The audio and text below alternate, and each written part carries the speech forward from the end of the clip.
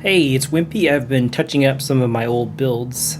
Here's my Arcane build, and one thing that I've always wanted to put on this is Furious Blade of Ansbached. So I've changed around the stats a little bit to be able to use it. I'm also focusing on the Great Epee. I traditionally have avoided using heavy thrusting swords on a lot of builds, just because I always found them to be not cheap per se, but very easy to use, and I wanted to challenge myself. But one thing I didn't realize about the Great Epee is that it actually has a very versatile moveset, in addition to being a great chase down tool, as you can see here. It has a very wide horizontal swing, which has a deceptive range, if I do say so, and bleed infused with about 40 arcane. It stacks 107 bleed on someone with a hit. Maybe more with the R2s, I'm not sure. Which means that it basically bleeds people out in 1 or 2 hits, provided one of those is an R2. Absolutely amazing. I want to shout out to Dudley, a streamer, for pointing this out. I also believe it has a true combo. This right here, I believe, is a true combo if it lands. I'm still kind of working on getting the button presses down. It's kind of finicky, but it's definitely cool when you do it. And, you know, hey, it has a built-in backstep. That's pretty cool. Here's Furious Blades of Ansbached. I am really trying to find a really good application for this.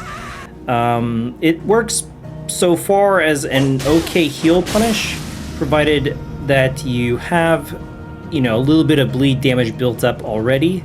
If all the attacks hit and the lingering effect hits, it can bleed somebody out. I have not landed the fully charged version yet. I'm assuming there's probably a way to do it, but it's pretty hard in practice. One thing that I really like about bleed builds, and I can demonstrate it here with the Epee, is they are great for chipping away at people. In invasions like this, where it's kind of a battle of wills and of endurance, it's really good to have that much burst damage on someone. The more flasks that you can make them use, the better. So right here I'm using Blood Boon, and I'm also just relying on the bleed buildup from the Epee. I take a lot of damage, but it's okay. As long as you get one off the board, you know, you're doing pretty good. You can retreat and heal. Here you'll see I do some chip with the R2.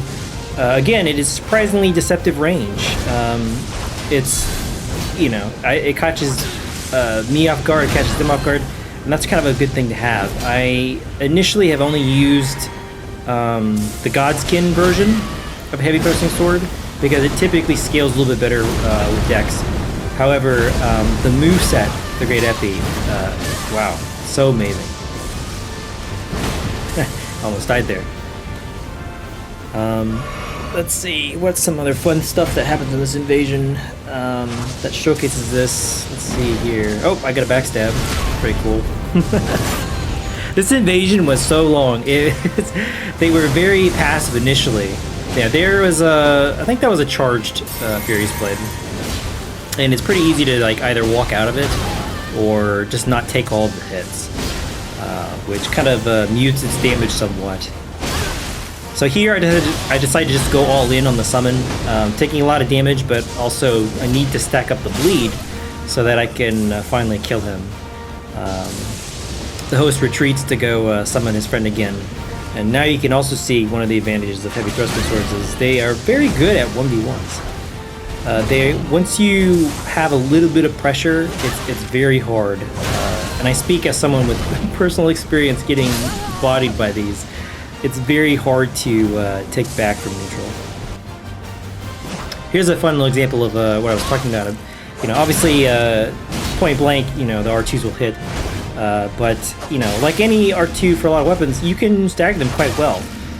Here we go. This, you know, I chain 2 R2s into a running R2, which does bleed at the end, or hemorrhages at the end, I should say. Very, very effective. Very, very fun weapon to use. Unfortunately, right now, I'm still kind of swapping around weapons and ashes to kind of get a good feel for where Ansbached spell falls into this. I don't have that many nukes, but one of the nukes that I do have is dragonclaw. On the build I have Millicents, which will proc after a Dragon's Claw, which just amps the damage even further. Let's see here. Go for, again, a fully charged ansbached, and it actually lands this time. And you see, when it does land, it actually does a lot of damage. I was very surprised. There's some blood tax. I prefer the other version of blood tax because I think it costs less FP, but I figured thematically it works better on this build. I cut about, I want to say, 15 minutes off of this invasion. Not that these two were playing super passive, but as you can see, they are doing very, very good damage, and we're just rolling through a lot of the PvE that I fed them into. I wanted to include this invasion because it showcases what can happen when you stack damage and a bleed proc. So here you can see, I think in one more hit, Millicent's activates right there. I see that he doesn't have that much stamina, so I go in for another guard break, and I also get the bleed proc in addition, and it does a lot of damage up front. So very, very fun to try to stack and manage all of those. Or, you know, like me, you get lucky sometimes. They nerfed, I remember they nerfed the jumping R1 for heavy thrusting swords. It used to have a true combo if you were two-handing. That is unfortunately gone. But the jump R1, if you're aiming down, actually has, again, deceptive range, and is very, very useful tool for punishing. And I would say it's usually better off to go for the jump R1 versus the jump R2, because the jump R2 kind of you're angled downwards, and you oftentimes miss, and then you're stuck in that animation. I wanted to try to kill this guy using one of the backstep true combo, but unfortunately I didn't kill him before the night. This was a little fun invasion, kind of highlighting all the things I've been talking about. You know, it might be that you have to two-hand for the true combo. I'm not really sure. As you can see there, that person rolled wrong. I have to give credit to this host. They are a Chad. They are using... they're using probably one of the worst sorceries in this game. Magma sorceries, I don't know. Even with the DLC items, they're just kind of okay. I feel like the DLC should have added, you know, some more magma sorceries instead of just the talismans. Here you can see a pretty good application for it, provided you have a little bit of bleed stacked. I used it as a heal punish here. So he goes in for a heal, he takes the hits, and because it has a lingering effect, he also takes the bleed out as well. So it does damage and then additional bleed effect. And now he's on his back foot, so it's easy to punish him. I'm trying to rack my brain because I'm not trying to be full of misinformation. I don't think the DLC added magma sorceries. It did add a magma talisman though, which, you know, makes them slightly better.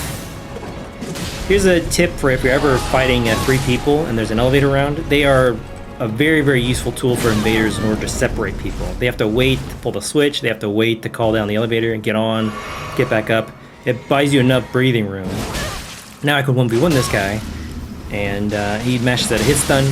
I'm able to get a bleed proc off, and now he's on the back foot again. Attacking from neutral, I can just poke him out and then bleed proc him again.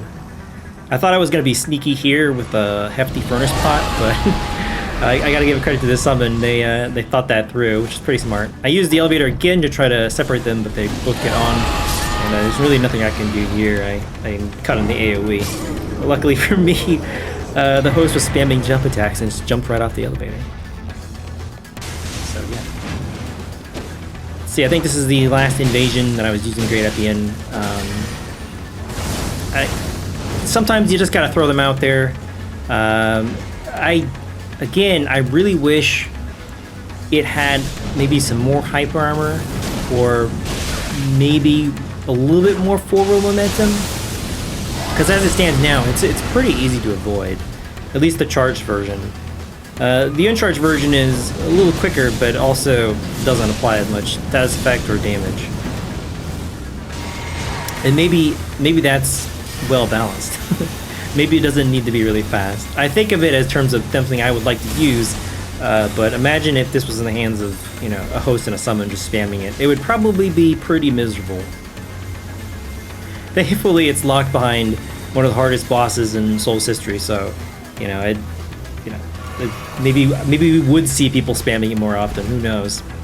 That someone was pretty high level, but he also was not paying attention to the field boss, and it got him killed. I think they were level like 340. So I come to the probably most practical usage of Furious Blade of Ansbach, and that is killing people that are low health that have given up. Anyway, cheers. Hope you have liked the video.